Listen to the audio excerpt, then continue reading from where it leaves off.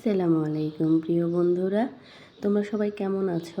আলহামদুলিল্লাহ, আল্লাহ যেমন রেখেছেন অনেক অনেক শুকরিয়া আল্লাহর দরবারে। অনেক ভালো আছি। প্রতিদিনের মতো আমার সকালটা শুরু হলো বাচ্চাদের স্কুলে নেওয়া নিয়ে। তো আজকে বিশ্ব মা দিবস। তোমাদের সকল মায়েদের জানাই অনেক অনেক ভালোবাসা হৃদয়ের অন্তঃস্থল থেকে। সেই সাথে বিশ্বের সকল মায়ের প্রতি রইল শ্রদ্ধা ও ভালোবাসা। আজকে আমি আমার নিজের হাতে লাগানো পুঁই গাছের পাতা দিয়ে সুন্দর করে কিভাবে সবজি বানাই আমি বিভিন্ন সবজি দিয়ে, সেই সবজি রান্নার রেসিপিটাই তোমাদের সাথে শেয়ার করতে যাচ্ছি। অবশ্যই পাশে থাকবা, লং ভিডিও পুরোটা দেখে নিবা।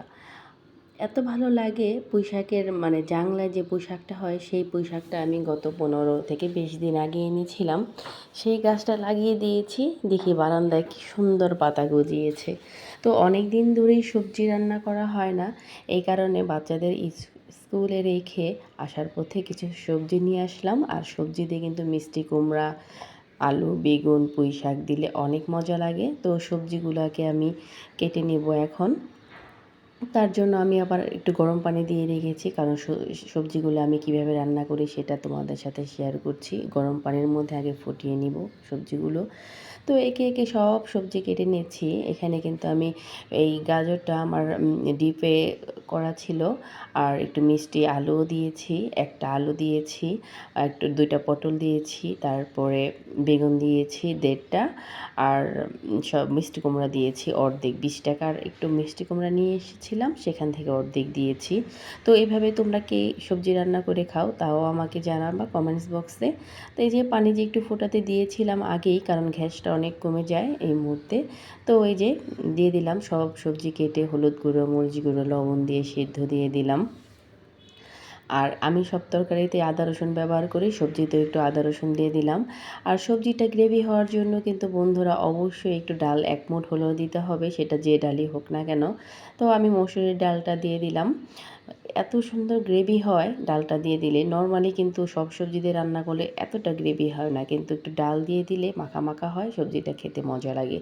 আর বেগুনটা যেহেতু অনেক তাড়াতাড়ি গলে যায়, তাই আধা সিদ্ধ হওয়ার পরে বেগুন দিয়ে দিলাম, আর সাথে একটা তেজপাতা, তাতে ফ্লেভার সুন্দর আসে। আর কাঁচামরিচ দিয়ে দিলাম। আর এই যে বন্ধুরা দেখো, আমার পুঁই পাতাগুলো ধুয়ে রেখেছিলাম নিজের হাতে লাগানো, সেগুলো দিয়ে দিলাম। পুঁই পাতা দিলে কিন্তু সবজির ফ্লেভারটা একটা অসাধারণ ফ্লেভার আসে।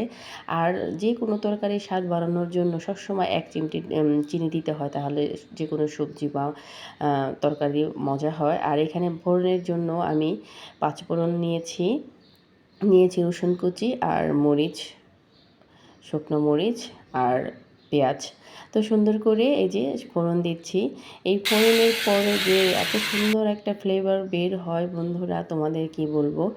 আর এর ফাঁকে তোমাদের একটা কথা বলে রাখি, অনেক কষ্ট করি, প্রত্যেকটা মাই অনেক কষ্ট করে, প্রত্যেকটা মেয়েরা, গৃহিণীরা কষ্ট করে একটা ভিডিও বানায়।